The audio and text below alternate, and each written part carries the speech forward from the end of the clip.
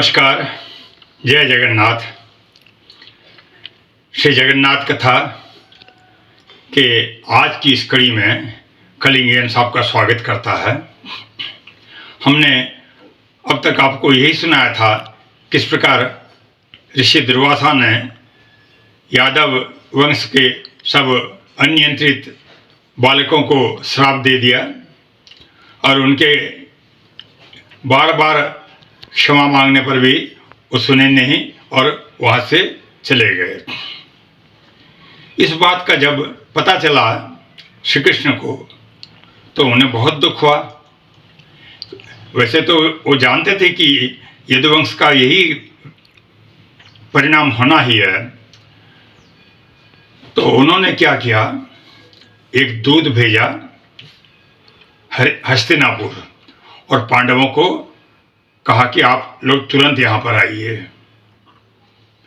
पांडवों के हर समस्या में श्री कृष्ण ने हमेशा सहायता की थी, तो पांडव भी तुरंत वहाँ आ गए और आने पर श्री कृष्ण ने उन्हें सारी बातें सुनाई। तब तक ये यादव वंश के सारे जो लड़के थे वो कादम्बरी रस का पान करके मत होकर एक दूसरे से लड़ने लगे थे। बहुत सारे मर भी चुके थे।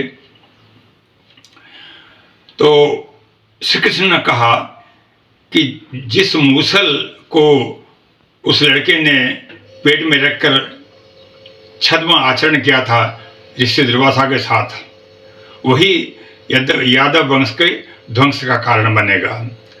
तब महाबली भीम ने कहा कि एक मूसल वो पूरे यादव वंश का ध्वंस करेगा, ये तो असंभव है, मैं उसका विनाश ही कर दूंगा। तो उन्होंने उस मूसल को लिया और समुद्र के किनारे बैठकर एक पत्थर पर उसको घिसने लगे। वो तो शक्तिमान थे ही। घिसते घिसते घिसते घिसते जब छोटा सा टुकड़ा बाकी रह गया तब उन्होंने उसको समुद्र में फेंक दिया। समुद्र में वो जो लोहे का टुकड़ा पड़ा उसको एक मछली ने निगल लिया। अब आगे ऐसा हुआ कि एक भील व्याध था जंगल में, वहीं पर उसने उस मछली को पकड़ लिया जाल डालकर। उसे कहीं से शिकार नहीं मिला था उस दिन। वो बहुत ही आनंदित हुआ कि चलो एक इतनी बड़ी मछली जाल में फंस गई, आज बढ़िया भोजन होगा। और घर जाकर जब मछली को काटा तो देखा कि उसमें वो लोहे का टुकड़ा था।